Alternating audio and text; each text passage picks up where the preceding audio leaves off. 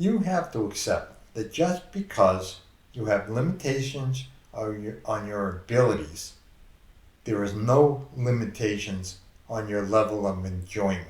Again, you have to accept that just because you are limited in your abilities, there's no limits on the level of your enjoyment.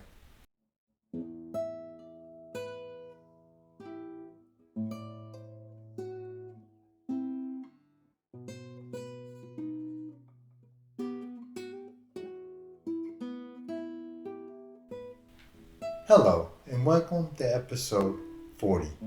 Can you truly enjoy life after a stroke? When I first had the stroke, I focused first on basic survival.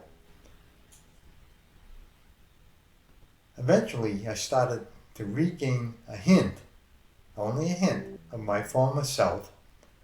And before I asked the great question, would this be survival to live a life of misery? Why do all this work to achieve, in the end, a life of misery? It was difficult to imagine enjoying life again. And it's time to think of a cardinal rule of stroke. At first, look to yourself rather than others, meaning evaluate yourself by yourself. In other words, you can enjoy what you used to do as much as possible. Recreate that magic. There is a video going around the internet of a guy who is severely handicapped being strapped to his wheelchair to a surfboard and helped to enjoy the excitement of surfing. He was not able to move at all, but he was so excited to be able to experience the joy just a bit. His joy spread to all the people making such a thing possible. His smile was wider than a champion who probably was disgruntled, as only healthy people are, by thoughts of, well, I know I won the race, but I could have done better.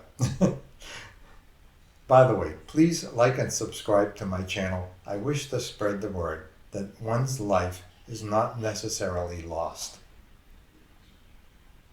You have to accept that just because you have limitations on your abilities, there is no limitations on your level of enjoyment. Again, you have to accept that just because you are limited in your abilities, there's no limits on the level of your enjoyment. But by the way, I intend to give a hint every episode of something I figured out. Maybe it's helpful for you, or maybe not. But this is a comment about breath. So breathe deeply is my suggestion if you have a problem of. I used to never think of breathing when I did an activity other than when a marathon running. In other words, I naturally, automatically increase my level of breathing as I increase my level of activity, and my brain took care of it all. Now it doesn't. So my breathing seems to be set at a low level. So I have to consciously increase my level of breathing. Otherwise, I run out of air and feel very tired. And it's really mostly now because of breathing. In the old days, it was because of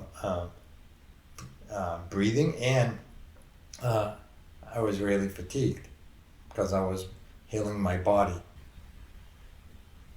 when you walk and then bend down a little or swim a few extra strokes before your actual stroke, your breathing probably increased commensurate with the energy expended. Well, now the two, for me at least, the two actions are separate, so I have to be conscious of the level of breathing, and otherwise I suffer from an inexplicable fatigue and tiredness.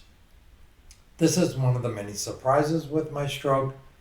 The slightest effort in the body is a stop for oxygen until I say, oops, breathe some more. I play the guitar, not because of others like before the stroke. In the past, I used to play the guitar, not perform, but publicly. And I hope that it entertained people. But now I play just for me. And I stumble or forget something, I just move on. Because I'm only meeting a standard set by myself. So just enjoy the activity. It doesn't matter. I don't have to meet the standards of others. I play at a level that I would consider painful to listen to before my stroke. Just do something you love to do with the understanding you don't have to meet any standards other than your own. With that, I'll leave you with a message or the admonition: don't give in to stroke, and may you enjoy the best recovery possible. And goodbye for now. Until next time. Thank you.